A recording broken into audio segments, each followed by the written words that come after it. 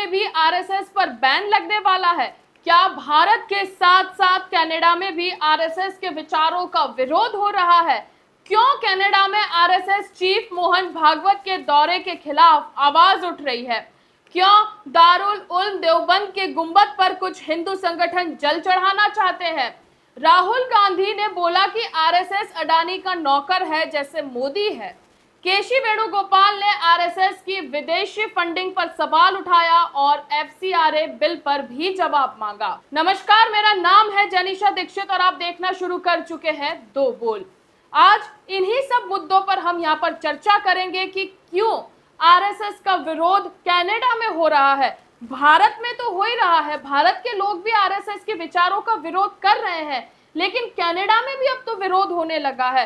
पहले तो सिर्फ राष्ट्रीय स्तर पर था, अब तो अंतर्राष्ट्रीय स्तर पर इनका विरोध हो रहा है। तब भी इनको समझ में नहीं आ रहा है कि इनके विचारधारा में कहीं तो दिक्कत है। राष्ट्रीय स्वयंसेवक संघ यानी कि आरएसएस प्रमुख मोहन भागवत के कनाडा के दौरे को लेकर विवाद शुरू हो गया है। कनाडा के दो सांसदों हीथर मैकफॉर्स और जेनी क्वेन ने प्रधानमंत्री मार्क कार्नी की सरकार से अपील की है कि मोहन भागवत को कनाडा में प्रवेश की अनुमति नहीं मिलनी चाहिए। इसके पहले भी मैंने आपको एक वीडियो बताया था कि कैसे आरएसएस ने अपने ही देश में रहकर अलग अलग जगहों पर आतंक फैलाया था, कैसे आरएसएस अपने विचारों को लोगों तक पहुंचाने की कोशिश कर रहा है, कैसे आरएसएस अपने ही देश में रहकर अपने ही लोगों के साथ गद्दारी कर रहा है। ये वही आरएसएस है जिसको लेकर एक और नई कहानी आज सामने आई है। आरएसएस पर प्रतिबंध लगाने की बात की गई है। ये बात कनाडा में चल रही है, अभी तक तो भारत में हो रही थी, अब कनाडा में भी हो रही है। दोनों सांसदों ने कनाडा के पब्लिक सेफ्टी, फॉरेन अफेयर्स और इमिग्रेशन और रेफ्यूजी से जुड़े मंत्रियों को एक खुला पत्र लिखा है। पत्र में उन्होंने दावा किया है कि कनाडा में भागवत की मौजूदगी उनके लोगों के लिए खतरा हो सकती है। आप सोचिए कि क्यों कोई इस तरीके की बातें लिख रहा है। एक पर्टिकुलर विचारधारा को लेकर जिस तरीके का आतंक फैलाया गया है, ये उसका परिणाम है। इन्हीं के पूर्व प्रचारक रह चुके जो कि शिंदे ने, यशवंत शिंदे उनका नाम है, उन्होंने लेटर लिखा है, इवन इफ कि होम मिनिस्टर को भी लेटर लिखा है, तब भी इनको समझ में नहीं आ रहा है कि इनमें कोई तो प्रॉब्लम है। कनाडा के सांसदों ने यहां तक अब कह दिया है कि अब आरएसएस और उनके सदस्यों को कनाडा से प्रतिबंधित करने का समय आ गया है। सिर्फ इस दौरे को लेकर नहीं, लेकिन आरएसएस के जो सदस्य कनाडा में रह रहे हैं उनको भी बैन कर देना चाहिए।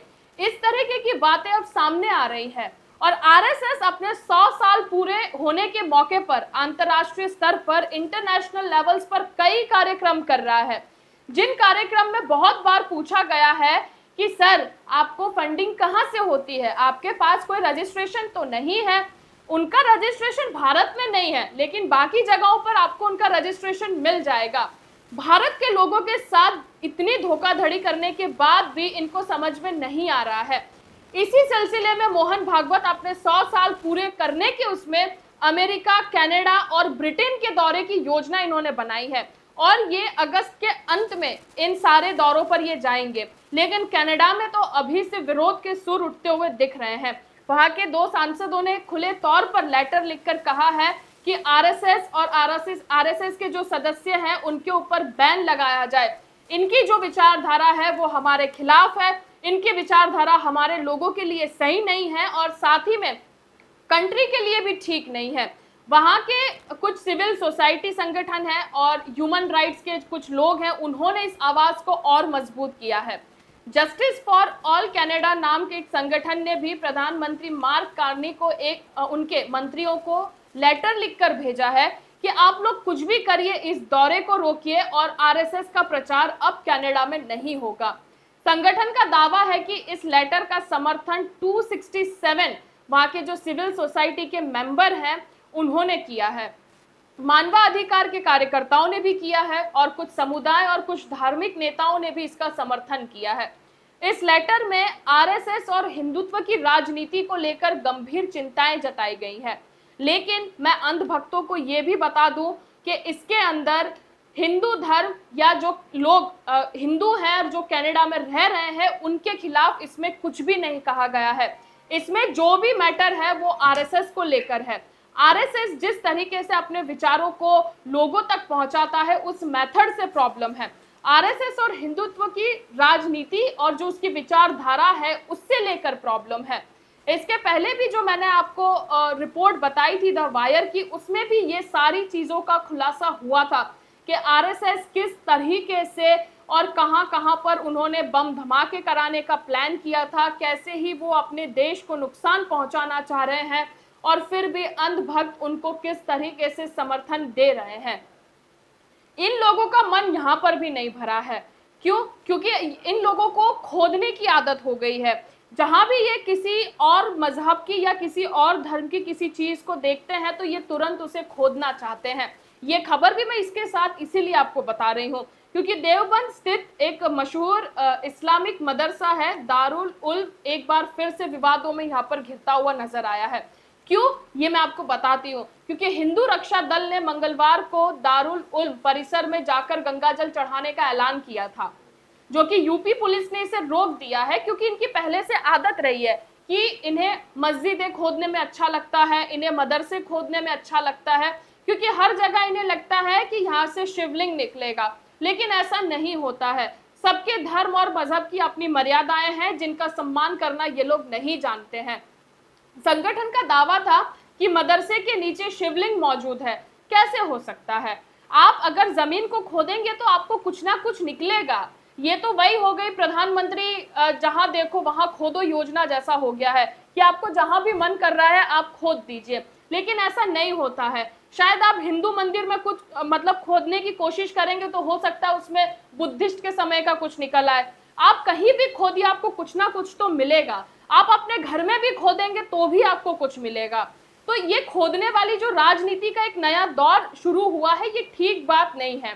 संगठन के उत्तराखंड प्रदेश अध्यक्ष ललित शर्मा के मुताबिक हिंदू रक्षा दल के कार्यकर्ता और राष्ट्रीय अध्यक्ष पिंकी चौधरी के नेतृत्व में हरिद्वार से गंगा जल लेकर देवबंद पहुंचेंगे और संगठन का कहना है कि उसने पहले ही सहारनपुर प्रशासन के दारुल उल्म परिसर में शिव मंदिर होने के आरोप की जांच करने की मांग करी थी। मतलब आपको और कोई मुद्दा नजर नहीं आता है? आपको हरिद्वार में जो आपके कांवड़ियों ने गंदगी फैलाई है आपको वो नजर नहीं आती है? हिंदू धर्म के नाम पे जो ये पाखंडी बाबा लोग करते हैं आपको वो सब कुछ नजर नहीं आता है? आपको क्यों मस्जिद और मदरसा ही दिखता है? आप उनके घरों में भी जाकर तो खोदिए, क्या पता वहां पर भी कुछ मिल जाए। जो ये पाखंडी लोग हैं क्या पता गड़ा हुआ धन ही वहां से मिल जाए। लेकिन ये सब नहीं करेंगे। क्यों? क्योंकि एक पर्टिकुलर विचारधारा के हिसाब से ये लोग चल रहे हैं ना। तो इनमें तो यही है कि कैसे किसी एक को विलन बताया जाए ताकि हम हीरो घोषित हो जाएं। लेकिन संगठन के मुताबिक उनकी शिकायत पर कोई कार्यवाही नहीं हुई, जिसके बाद यूपी पुलिस ने उन सब लोगों को गिरफ्तार कर लिया। ये लोग उस तरफ कूच तो कर चुके थे कि हरिद्वार से गंगा जल लेकर जाएंगे और वहां पर चढ़ाएंगे। अरे क्यों? आपको बाकी सब चीजें क्यों नहीं दिखाई देती है? लेकिन यही है ना कि आंखों पर एक पट्टी बंधी हुई है जिसका अब उतर पाना मुझे लगता है कि बहुत नामुमकिन हो गया है। लेकिन फिर भी यूपी पुलिस का कह सकते हैं कि अच्छा काम किया, बीच में ही रोक लिया गया और उनको वहां से गिरफ्तार कर लिया गया। इन सब खबरों के बीच में राहुल गांधी का भी एक बयान आता है जो कि बहुत वायरल होता है और वो भी आरएसएस को लेकर होता है, क्योंकि आरएसएस इस वक्त जो है एक सेंटर ऑफ द अट्रैक्शन जैसा मुद्दा बन गया है। हर कोई उस पर बात करना चाहता है और बात होनी भी चाहिए।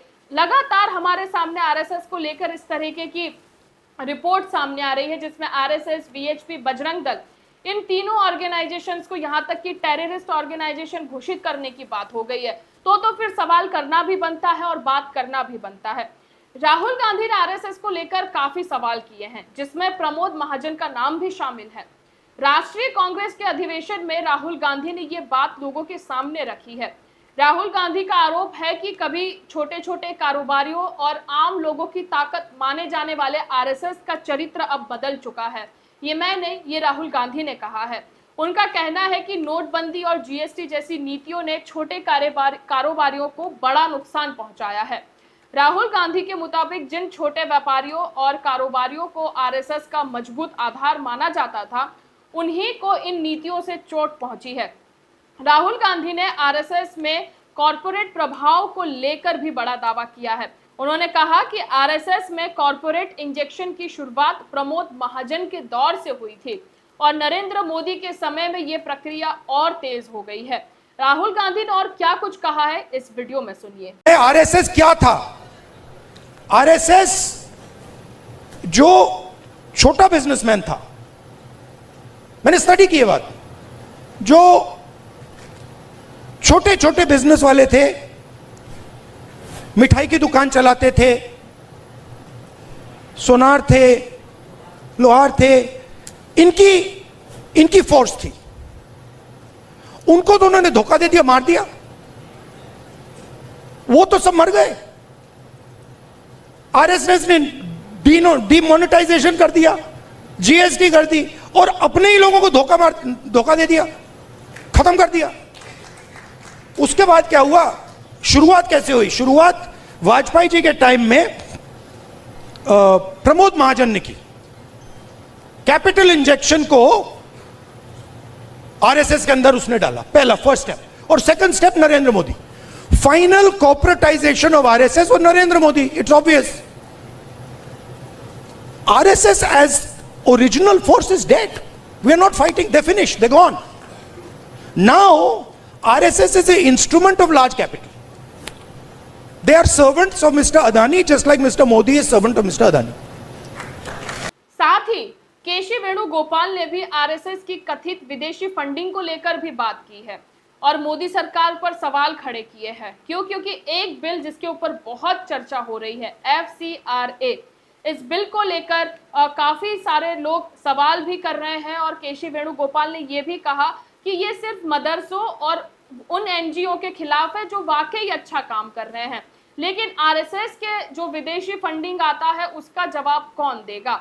इसके पास सरकार के कोई जवाब नहीं होगा। लेकिन एफसीआर को लेकर बहुत सारे लोग जो है इसके विरोध में हैं और लगातार इसके खिलाफ प्रदर्शन भी हो रहा है और सदन से भी हमारे सामने वीडियोस आ रहे हैं, जबकि विपक्ष इस मुद्दे पर बात करना चाहता है, लेकिन अमित शाह तो बात करना नहीं चाहते हैं, ना मोदी जी बात करना चाहते हैं। उनकी एब्सेंस में सारी चीजें हो रही हैं और वो कह रहे हैं कि हम तो कमरे में बैठकर सुन रहे हैं, लेकिन प्रक्रिया तो ये है कि आपको सदन में जाकर जवाब देना है, जो कि वो दे नहीं पा रहे हैं। इतने दिन वेस्ट हो गए, पूरा मॉनसून सत्र हमको लगता है कि इसी तरीके से बर्बाद किया गया है। विपक्ष लगातार सवाल कर रहा था और सवाल में क्या था? जो बिल पास होने वाले हैं उस पर चर्चा होनी थी। पैलेट गन का इस्तेमाल क्यों हुआ? पुलिस ने बच्चों पर इतना बल प्रयोग क्यों किया? ये कुछ 3-4 सवाल थे जिनका जवाब देना सभी को लगता है और सभी देशवासियों को भी लगता है कि बहुत जरूरी था, लेकिन इन चीजों का जवाब नहीं दिया गया। राहुल गांधी आज भी अपनी उसी बात पर अड़े हैं कि हम अमित शाह से पूछना चाहते हैं कि क्यों पैलेट गन का इस्तेमाल हुआ, आरएसएस की फंडिंग पर आपका क्या कहना है, बच्चों के ऊपर जो लाठी चार्ज हुआ उस पर आपका क्या कहना है। लेकिन सरकार एकदम गुमसुम होकर बैठी है, किसी चीज पर कोई जवाब नहीं देना चाहती है। आरएसएस से जुड़े हुए संगठनों को भी जो विदेश से चंदा मिलता है उस पर सरकार का क्या कहना है, उस पर सरकार की क्या नीति है, इन सब चीजों पर कोई बात नहीं करना चाहता है। लेकिन आप इस देश के नागरिक हैं, आपको ये चीज समझनी होगी कि पूरा मॉनसून सत्र चला गया, आपको लगता है कि आपके मुद्दों की सदन में चर्चा हुई? नहीं हुई। आपको लगता है कि आपके बच्चों के ऊपर जो लाठीचार्ज हुआ उस पर चर्चा होगी? नहीं हुआ। आपके बच्चों पर पैलेट गन का इस्तेमाल हुआ, उस पर अमित शाह जवाब देंगे? नहीं हुआ। इतने सारे बिल छुप तरीके से क्योंकि चर्चा हुई नहीं तो सरकार ने अपने बिलों को डायरेक्ट पास कर दिया, क्या उन पर चर्चा होनी चाहिए थी? जो कि नहीं हुई है। ये सारे मुद्दे जो बताते हैं, क्योंकि सदन की कार्यवाही लोकतंत्र का बहुत बड़ा एक हिस्सा मानी जाती है, जिसमें संवाद होना चाहिए, चर्चा होनी चाहिए और बहस होनी चाहिए, जो कि नहीं हुई। और इन सबके पीछे किसका पैसा गया है? मेरा, आपका, और जो जितने भी लोग टैक्स पे करते हैं, ये टैक्स पेयर के पैसे से ये पूरा सदन चलता है। लेकिन इन सब चीजों पर कोई ध्यान नहीं देगा। लेकिन आज का मेन मुद्दा यही था और चर्चा का विषय भी यही था कि अभी तो सिर्फ भारत में आरएसएस को लेकर विरोध के सुर उठ रहे थे, लेकिन अब ये सुर कनाडा तक पहुंच गए हैं। वहां के 2 सांसदों ने भी अपने प्रधानमंत्री को लेटर लिखकर ये मांग की है कि भाई कैसे भी करके इन्हें रोका जाए, लेकिन यहाँ के अंधभक्त अभी भी नहीं मानेंगे। लेकिन हमारा काम है आपके सामने सच को रखना, उन सारे रिपोर्ट्स को बताना जिन रिपोर्ट्स को छुपाया जाता है। तो आपका क्या ख्याल है इन सब बातों पर, हमें कमेंट बॉक्स में जरूर से बताइएगा। और आपको अगर हमारी वीडियो अच्छी लगी हो तो अपने दोस्तों के साथ भी इसे शेयर करिएगा और साथ ही में हमारे चैनल को सब्सक्राइब करना मत भूलिएगा और देखते रहिए 2 गोल।